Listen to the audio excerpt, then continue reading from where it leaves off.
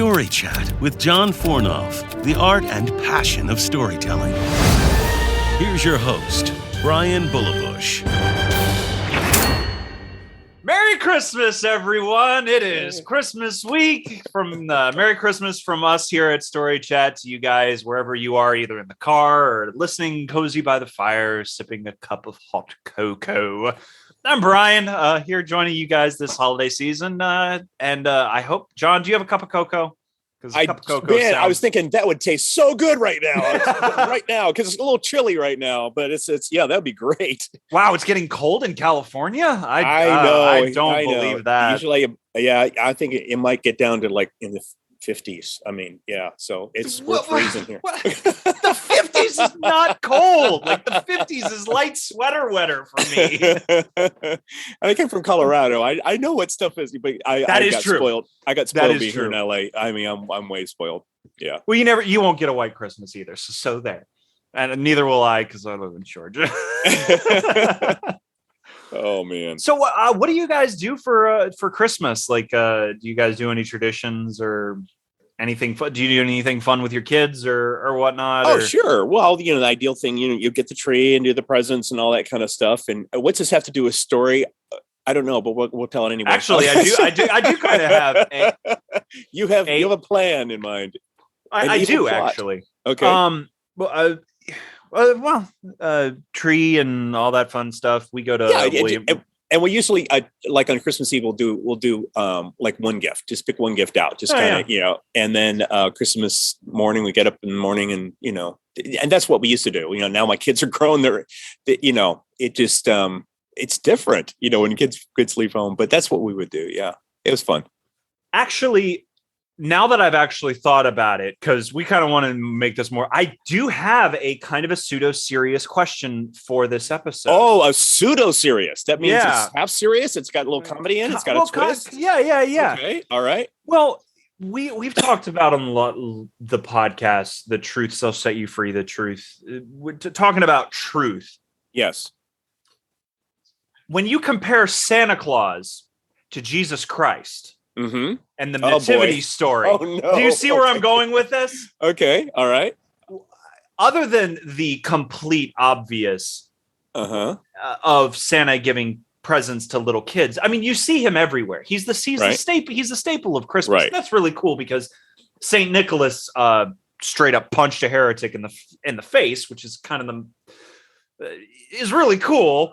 But he didn't give a. I didn't know that story. It's kind of cool. No, Santa Claus punching somebody. Yeah.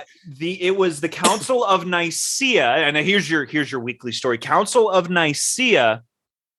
I think by a guy by the name of Arminius. Mm-hmm. I actually don't remember the guy's name, but he was putting forward bad doctrine. And he was basically denying the Trinity and saying Jesus was not God and all that stuff.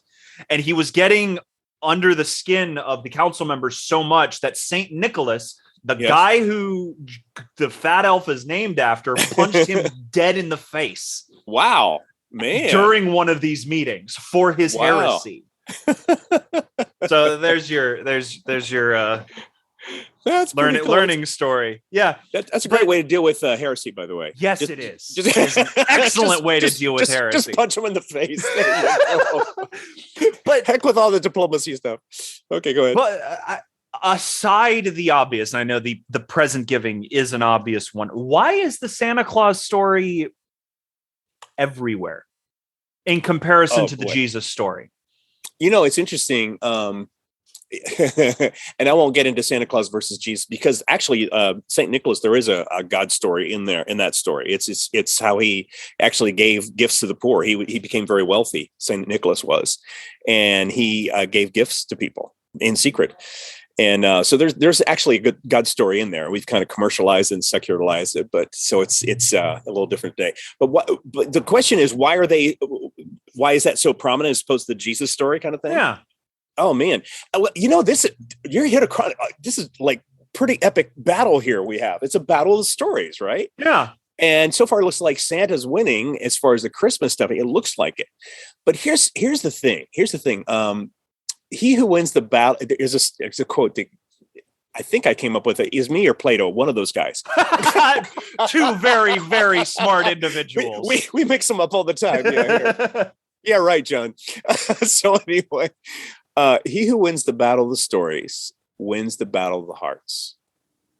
So it's interesting. You've got two stories going on here. You got the Santa Claus story and you got the Jesus story. And I'm not anti-Santa Claus. I'm not. Oh yeah, I'm not me neither. I'm not going that way. And by the way, a little tip for new parents is one thing that we would do is we would say there is a story, a legend about a Santa Claus. We didn't say he really is here. We didn't say. We said there's a story. There's a legend, and let them make believe. So that's a little tip there that came to us. So actually, I will use that. Like that is actually a point of contention with me and my wife.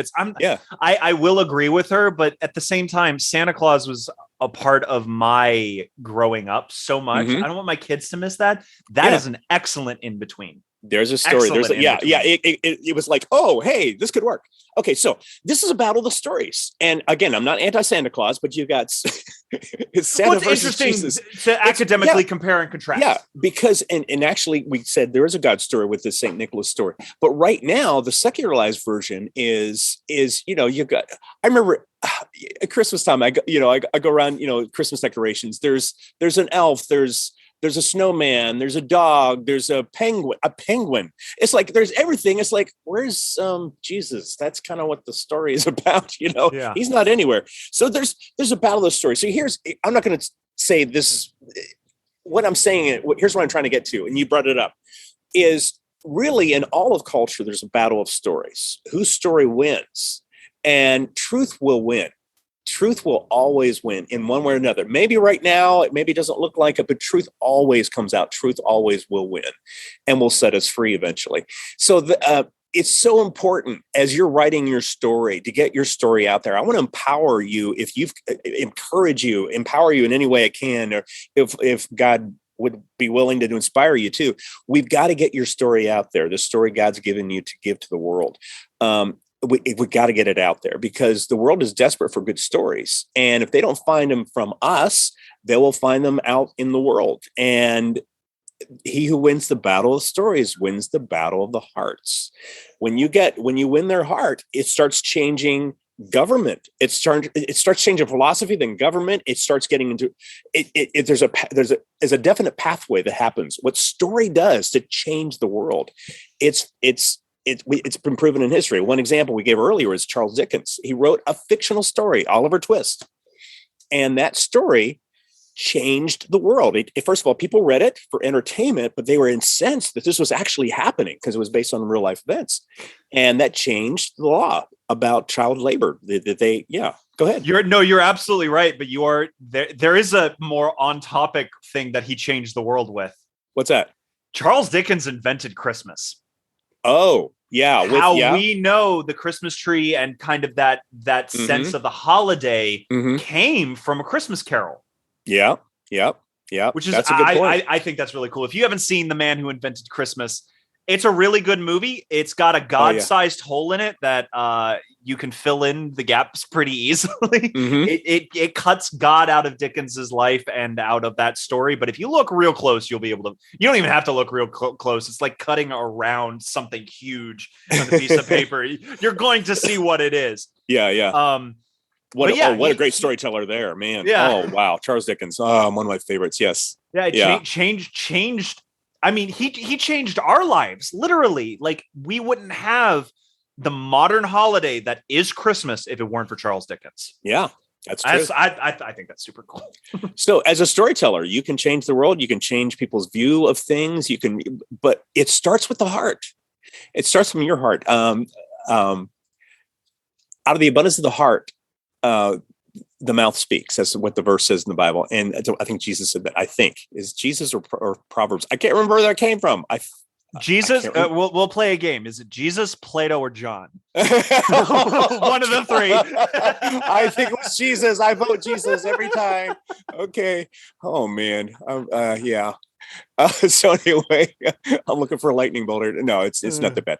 But it's but out of the abundance of the heart, the writer writes. So whatever you put in your heart, it's so important what you put in, and what comes out of your heart is what changes the world. What you speak out of the passion of your heart touches their heart.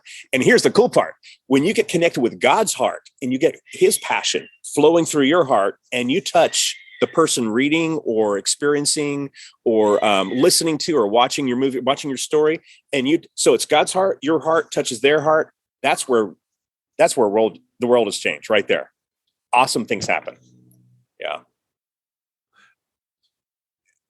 You look stunned. Yeah, no. I'm just trying to figure out how to word this. It's you get thrillers, crime drama, all these different genres. But if you look at least film, and even some Adventures in Odyssey episodes, there's always Christmas specials, holiday specials. What makes this holiday so unique, in your opinion, when it comes to storytelling?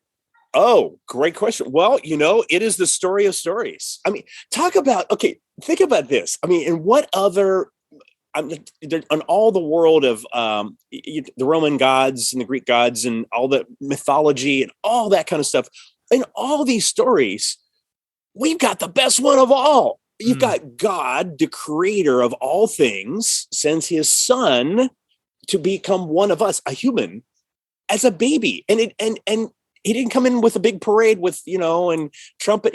And he's in a manger. It's like, wow, it's just so unexpected. It's a great story.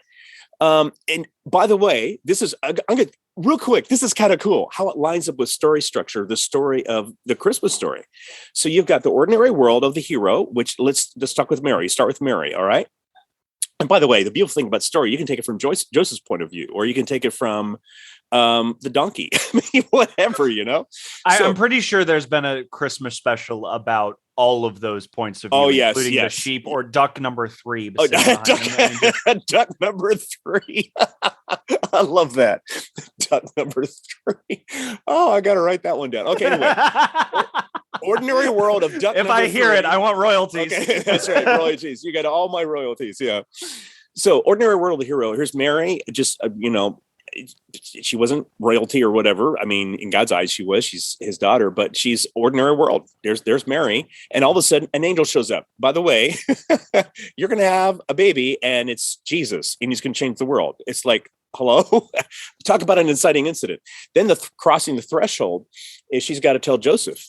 That's big news. Okay, that's crossing the threshold. Then the twist is he decides he's going to put her away privately.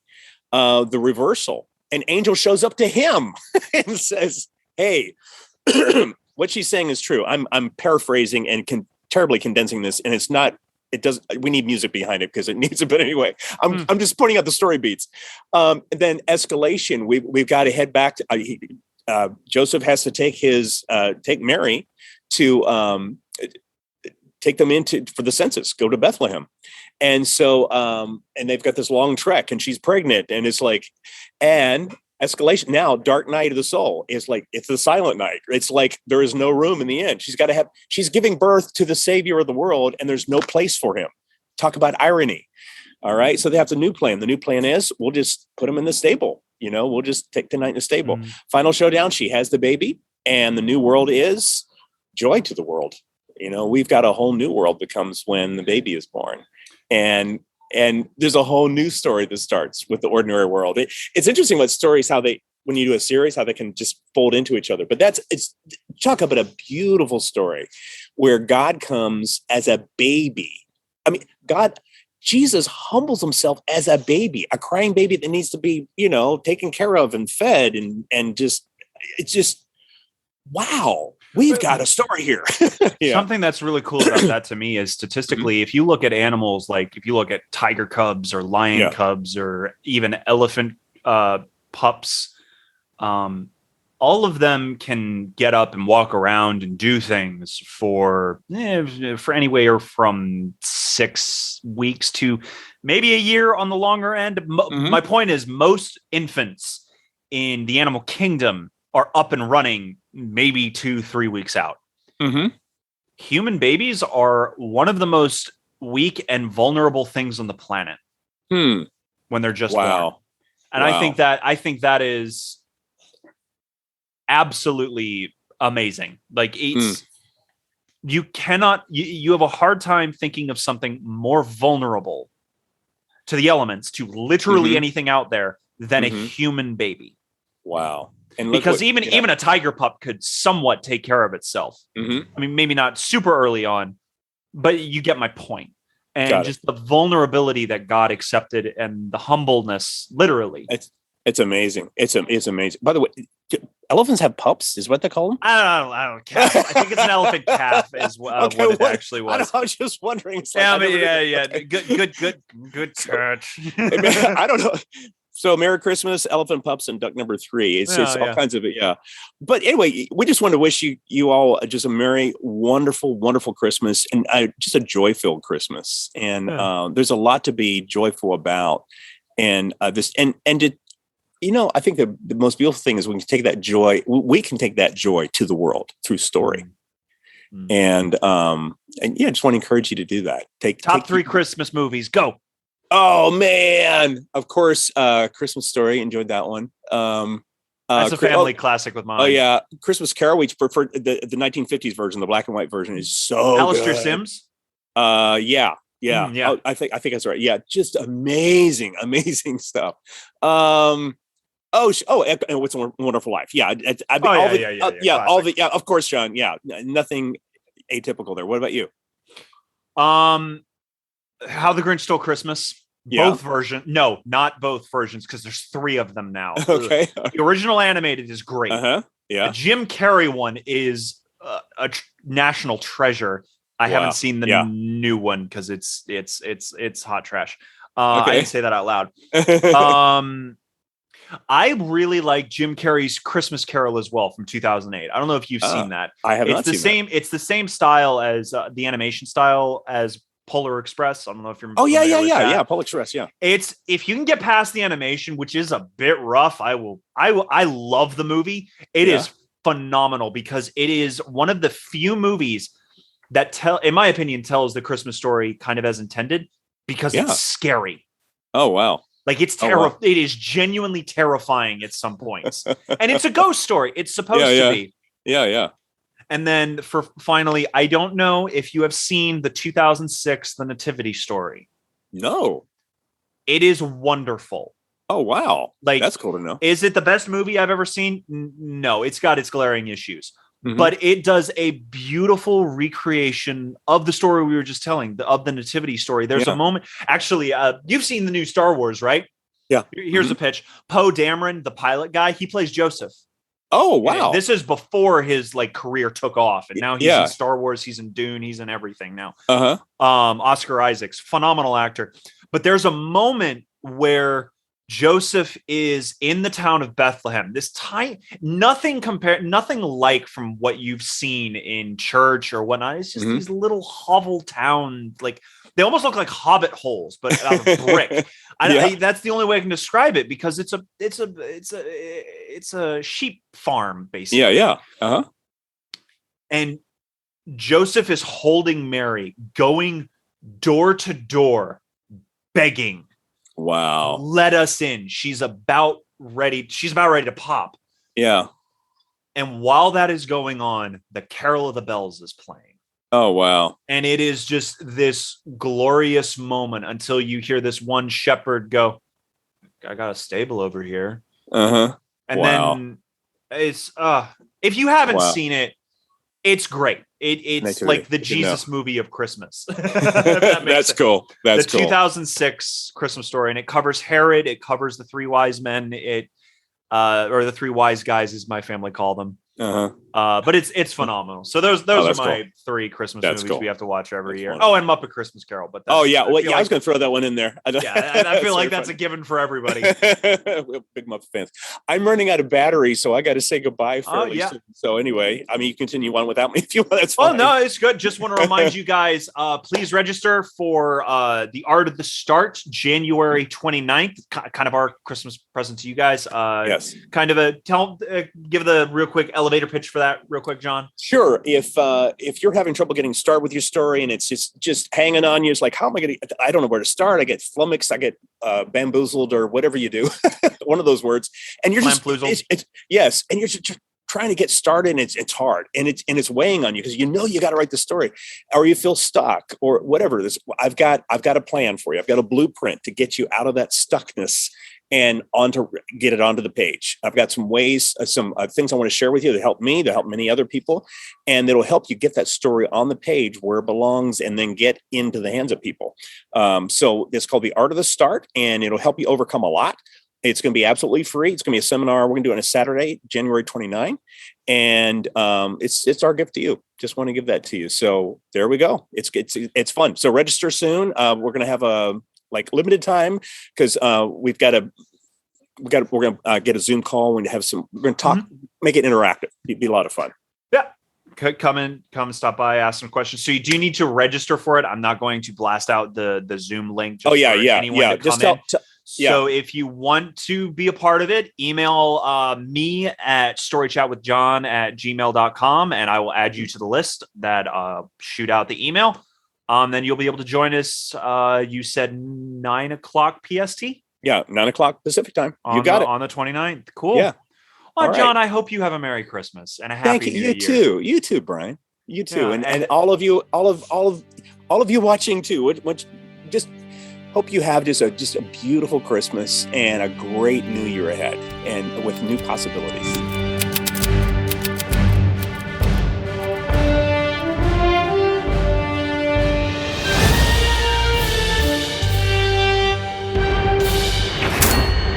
Thank you for joining us for this episode of Story Chat. If you want to hear more, don't forget to subscribe to the podcast.